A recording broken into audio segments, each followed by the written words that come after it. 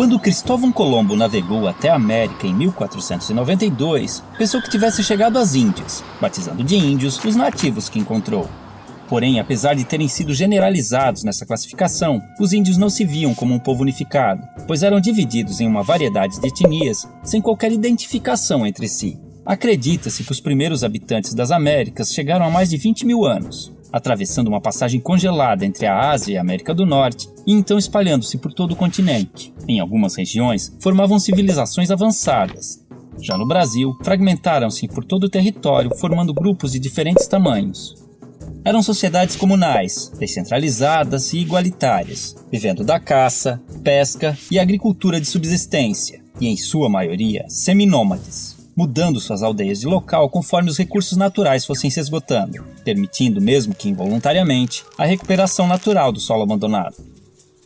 As habitações eram geralmente coletivas, chamadas de ocas, variavam de tamanho e forma entre as tribos, mas normalmente eram dispostas em torno de um espaço cerimonial, onde realizava-se todo tipo de atividade diária, além de celebrações e ritos conduzidos por pajés e anciões. As tribos eram formadas por laços de parentesco e afinidades, e mantinham contatos com outras comunidades através de relações de comércio, cooperação, casamentos, alianças e também de guerras, que eram comuns entre as sociedades indígenas, apesar de sua natureza pacífica. A virgindade era pouco valorizada e a vida sexual costumava ser livre de tabus. Muitos homens ofereciam favores sexuais de suas esposas a visitantes, como forma de cortesia. As famílias podiam ser monogâmicas ou poligâmicas, e o divórcio era algo corriqueiro. Os homens lidavam com a guerra, a caça, pesca e liderança tribal, além da construção da aldeia e o plantio, enquanto as mulheres cuidavam da colheita, do preparo de alimentos e da fabricação de utensílios e adornos. A educação das crianças era a tarefa de toda a tribo, e a autonomia era estimulada. Já os doentes e inválidos costumavam ser abandonados à própria sorte.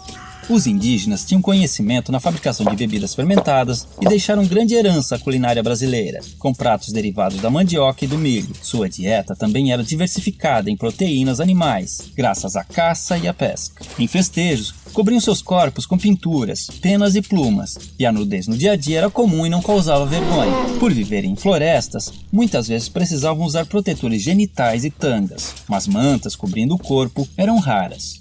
Muito higiênicos, devemos a eles o costume do banho diário. Mantinham muitos ritos e crenças religiosas, os quais podemos identificar por xamanismo, uma mistura de religião, crença, sistema de pensamento e configuração do mundo, em que acredita-se num universo não linear, sem início e sem fim definidos, onde o tempo se confunde. Não possuíam uma doutrina, assim como não acreditavam em um Deus único e supremo, tendo a figura do xamã, o pajé, como seu elo com o mundo divino. Em sociedades sem esses representantes, acreditava-se que os espíritos e antepassados se comunicavam com os humanos através de animais, sonhos e visões. Muitas de suas lendas tornaram-se populares entre os não-índios, enriquecendo o folclore nacional. O uso de alucinógenos, tabacos e ervas era muito comum nos mais diversos rituais. Orientados pelas fases da lua e conhecimentos astronômicos, entendiam as relações entre as mudanças climáticas, nas quais baseavam seu plantio e colheita. Antes da chegada dos europeus, acredita-se que existiam mais de 1.300 idiomas nativos, hoje reduzidos a apenas 270, que deram origem a diversas palavras da língua portuguesa. Não possuíam um sistema de escrita, mas algumas sociedades desenvolveram sinais e formas gráficas, cujo estudo pode revelar mais sobre seus hábitos. Há indícios de uma grande diversidade de produção artística, que integrava-se ao seu modo de vida e ritos cotidianos, com destaque para a dança, a cerâmica, a tecelagem, a cestaria, a pintura corporal, a arte plumária e principalmente a música. Contudo, os indígenas não possuíam a figura do artista, e todos podiam ser hábeis em diversos aspectos, pois dedicar-se exclusivamente a uma atividade, como na sociedade atual, era sinal de desequilíbrio espiritual e obsessão.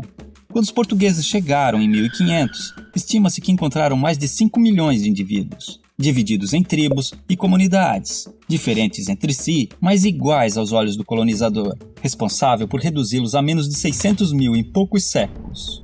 Desconhecendo invenções ocidentais como o espelho, a roda, e as armas de fogo, o choque cultural foi enorme, assim como o fascínio dos indígenas, que ainda viviam em sua pré-história. 3 armas foram fundamentais para o domínio dos colonizadores sobre os nativos. A arma de fogo, aliada nas conquistas das tribos e determinante na aceitação da superioridade portuguesa pelos índios remanescentes. A Bíblia do Jesuíta, responsável pela aculturação dos indígenas e a adequação ao moralismo cristão dos ocidentais.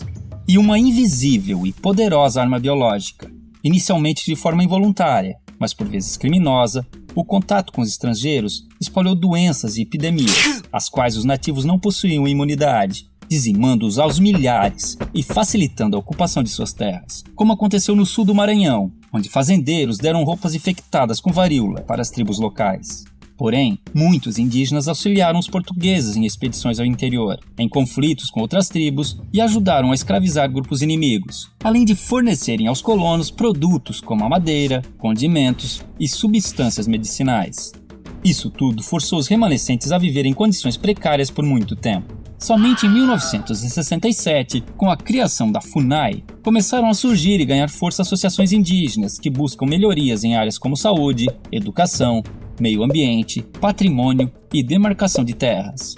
Em 1961, foi criada a primeira reserva indígena brasileira, o Parque do Xingu, representando um grande avanço nas conquistas desse povo. Há hoje no Brasil comunidades indígenas em todos os estados, e muitas lutam pela sobrevivência e manutenção de seus costumes e tradições, sendo constantemente ameaçadas pelo agronegócio, que busca expandir seu território, mesmo através de métodos irregulares. Muitos índios são mortos em conflitos ou expulsos de suas terras, acabando em situação de pobreza nas grandes cidades, vítimas de preconceito e violações de direitos humanos. Como se não bastasse, alguns povos começaram a sofrer novas influências de grupos religiosos neopentecostais, que, impondo conceitos como o pecado e a culpa, geraram conflitos internos, fazendo os índios verem no suicídio uma saída para seus problemas. Contudo, ainda existem tribos isoladas no mundo moderno, vivendo como seus ancestrais, principalmente na região amazônica. Outro caso interessante são grupos que vivem em cidades e reivindicam a condição de povo indígena, num processo conhecido como etnogênese, pois, de acordo com a antropologia, a etnia vai além dos traços físicos, sendo também um grupo social, e enquanto mantiverem seus sentidos e valores, se identificando como tais, esses indivíduos não deixarão de ser índios. Assim, podemos vê-los integrados aos hábitos modernos, e vivendo nas cidades,